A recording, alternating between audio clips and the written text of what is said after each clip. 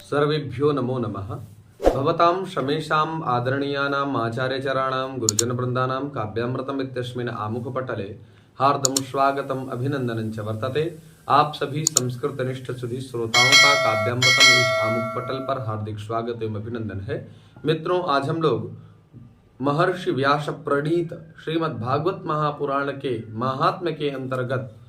पंचम अध्याय के पारायण के लिए उपस्थित हुए हैं। प्रकृत इस अध्याय में धुंधकारिणो दुर्मृत्यु निमित्तक प्रेतत्व प्राप्ति वर्णनम ततो गोकर्णानुग्रहेणोद्धारश्च, अर्थात धुंधकारी की दुर्मृत्यु का वर्णन और मृत्यु के द्वारा उसका प्रेतत्व योनि में पड़ जाना तथा प्रेतत्व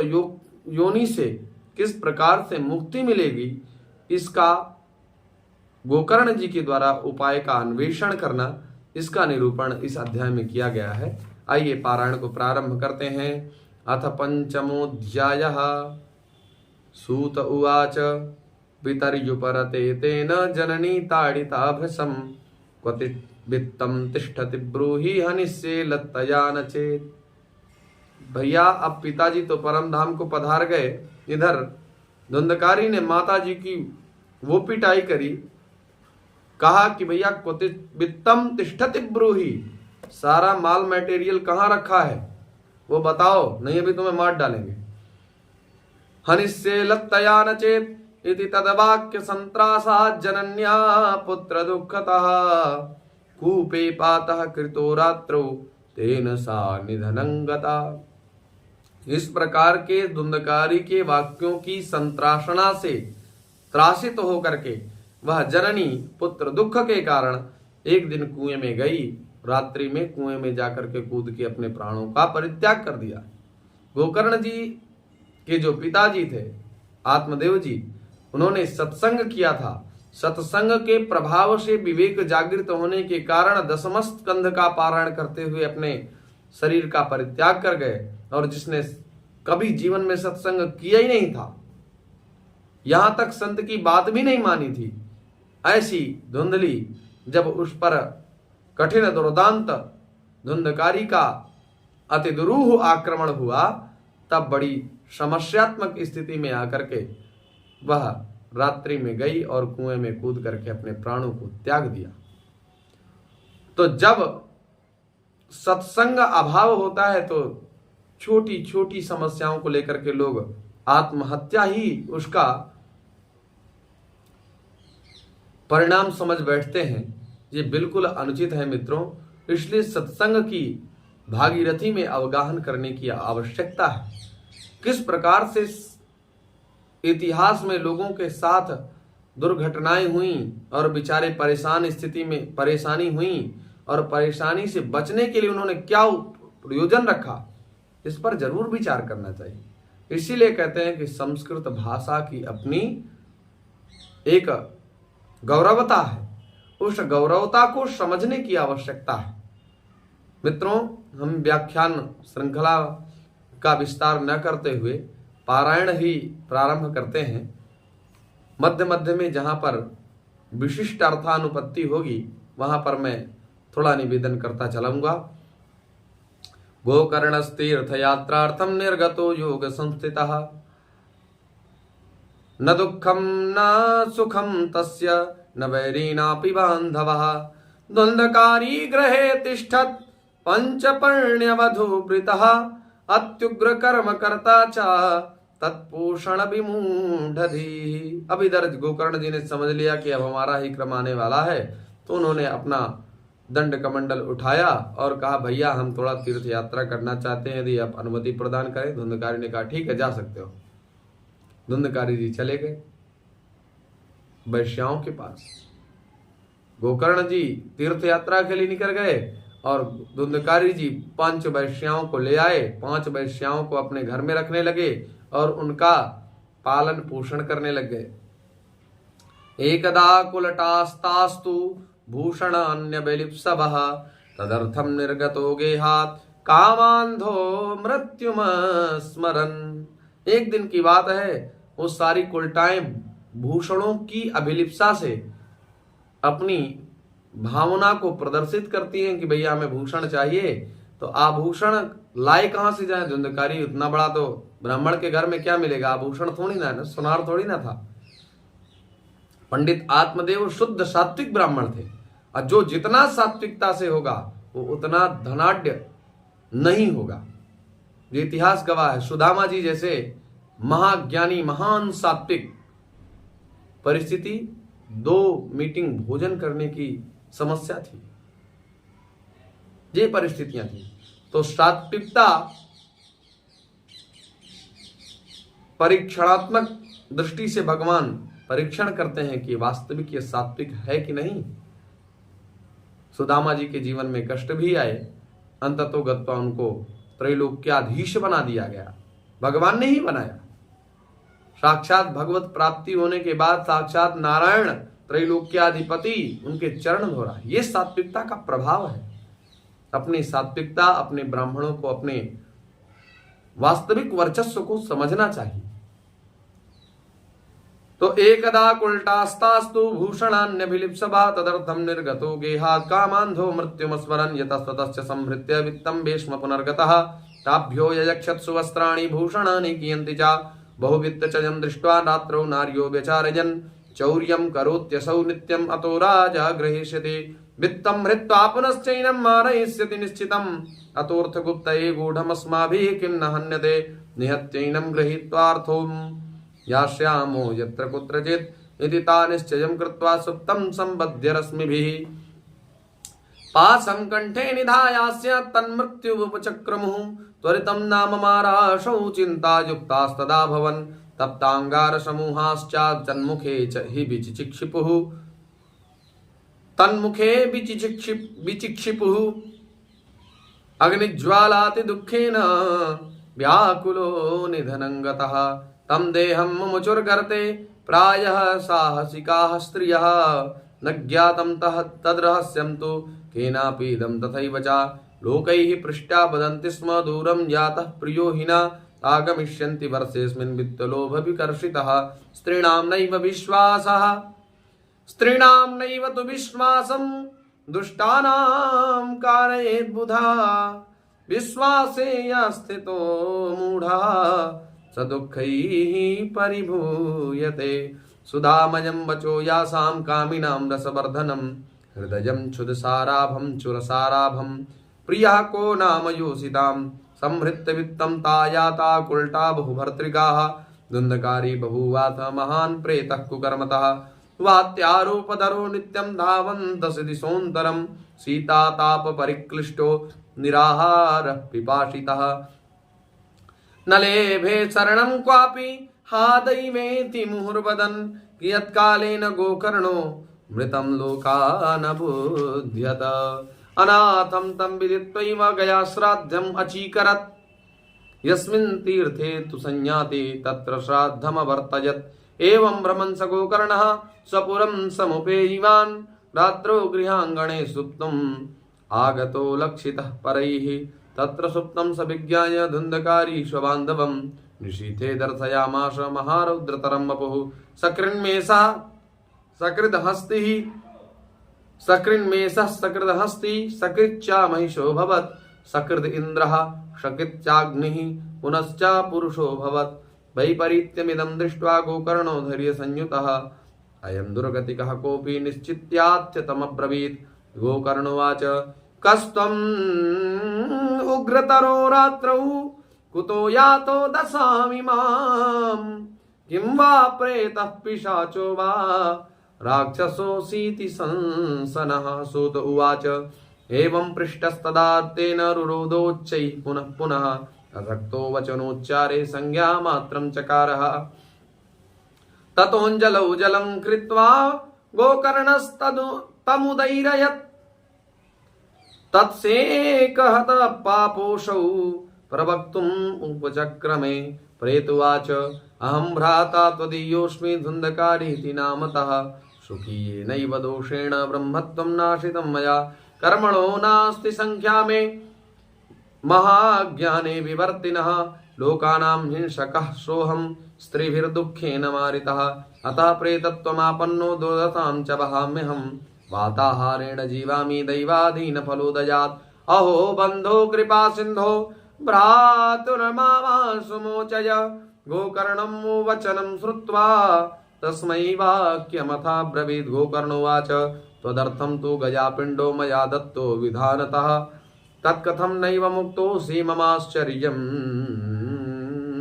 इदं महत् गया श्राद्धान्नमुक्तिश्चेत् उपायो न परस्पृह किं विधेयं मया प्रेत तत्त्वं वद सविस्तरं प्रेत उवाच गया श्राद्ध सतेनापि मुक्तिर्मे न भविष्यति उपायमपरं कश्चित् त्वं विचारय सम्प्रतम् उपायमपरं कञ्चित् त्वं विचारय साम्प्रतम् यदि तद्वाक्यमाकर्ण्य गोकर्णो विस्मयं गतः शतश्राद्धैर्न मुक्तिश्चेदसाध्यं मोचनं तव इदानीं तु निजं स्थानम् आतिष्ठ प्रेत निर्भयः तन्मुक्तिसाधकं किञ्चित् आचरिष्ये विचार्य च धुन्धकारे निजस्थानं तेनादिष्टस्ततो गतः गोकर्णश्चिन्तयामास तां रात्रिं न तदध्यगात् प्रातस्तमागतं दृष्ट्वा लोकाः प्रीत्या समागताः तत्सर्वं कथितं तेन यज्जातं च यथा निशि विद्वांसो योगनिष्ठाश्च ज्ञानिनो ब्रह्मवादिनः तन्मुक्तिं नैव ते पश्यन्तः शास्त्रसञ्चयान् ततः सर्वैः सूर्यवाक्यं तन्मुक्तौ स्थापितं परं गोकर्णः स्तम्भनं चक्रे सूर्यवेगस्य वै तदा तुभ्यं नमो जगत्साक्षिन् ब्रूहि मे मुक्तिहेतुकम् तच्छ्रुत्वा दूरतः सूर्यः स्फुटम् अभ्यभाषत श्रीभागवतान्मुक्ति श्रीमद्भागवतान्मुक्तिः शब्दाहं वाचनं कुरु इति सूर्यवचः सर्वैः धर्मरूपं तु विश्रुतं सर्वे ब्रुवन् प्रयत्नेन कर्तव्यं सुकरं त्विदं गोकर्णो निश्चयं कृत्वा वाचनार्थं प्रवर्तितः तत्र संश्रमणार्थाय देशग्रामाज्जनाय पंगबन्ध वृद्धमन्दाश्च तेऽपि पापक्षयाय वै समाजस्तु महान् जातो देवविस्मयकारकः यदैवासन्मास्थाय गोकर्णो कथयत् कथाम् सप्रेतोऽपि तदा यातः स्थानं पश्यन्नितस्ततः सप्तग्रन्थियुतं तत्रापश्यत् कीचकमुच्छ्रितं तन्मूलछिद्रमाविश्य श्रवणार्थं स्थितो ह्यसौ वातरूपी स्थितिं कर्तुम् असक्तो वंशमाविशत् वैष्णवं ब्राह्मणं मुख्यं श्रोतारं परिकल्प्य सः प्रथमस्कन्धतः स्पष्टमाख्यानं धेनुजोऽकरोत् दिनान्ते रक्षिता गाथा तदा चित्रं बभूवः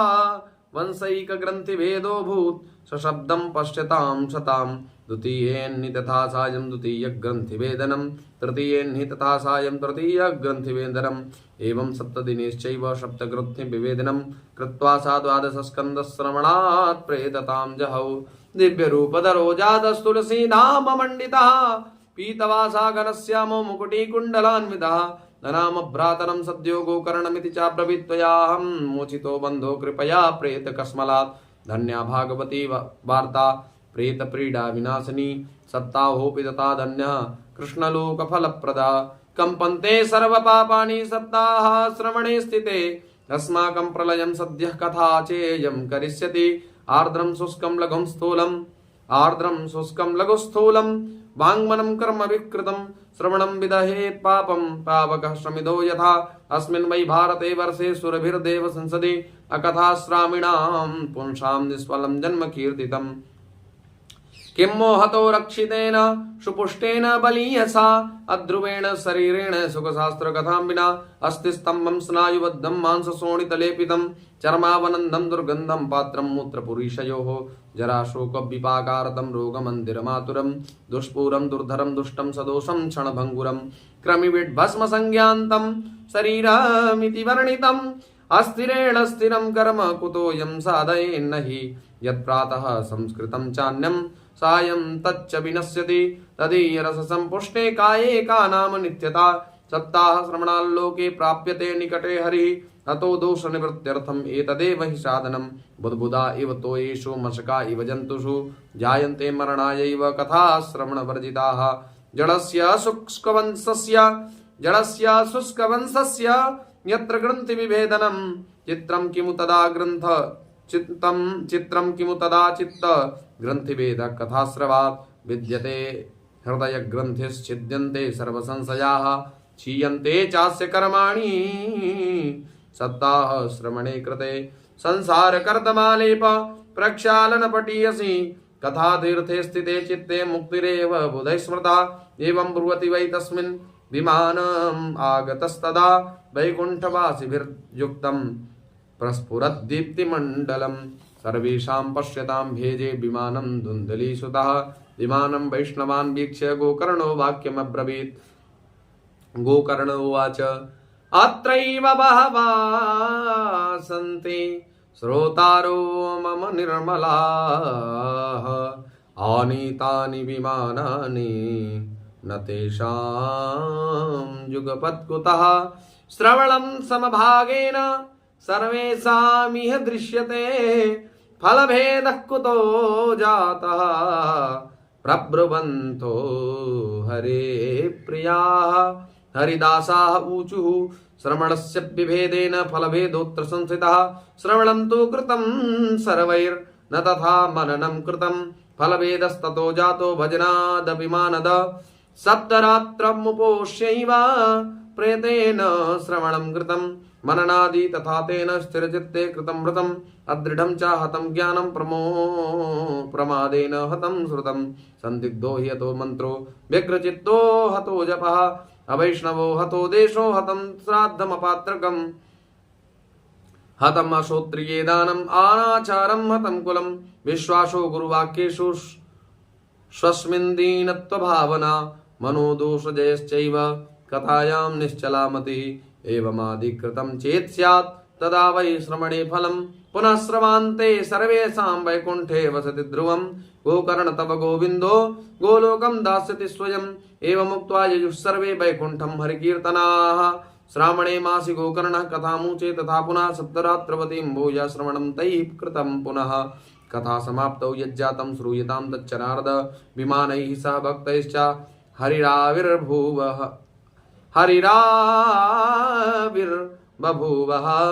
जय शब्दास्तत्रासन् बहवस्तदा पाञ्चजन्यद्युतिं चक्रे हर्षास्तत्र स्वयं हरि गोकर्णं तु समालिङ्ग्य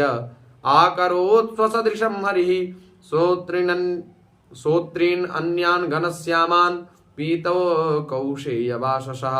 किरीटिनः कुण्डलिनस्तथा चक्रे हरिः क्षणात् तदग्रामे ये स्थिता जीवा आश्वचाण्डालजातयः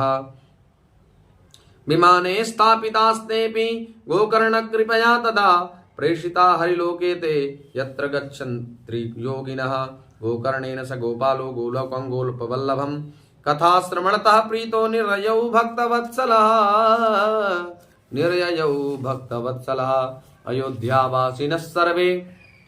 अयोध्यावासिनः पूर्वं यथा रामेण संगताः तथा कृष्णेन ते नीता गोलोकं योगी दुर्लभम् यत्र सूर्यस्य सोमस्य सिद्धानां न गतिः कदा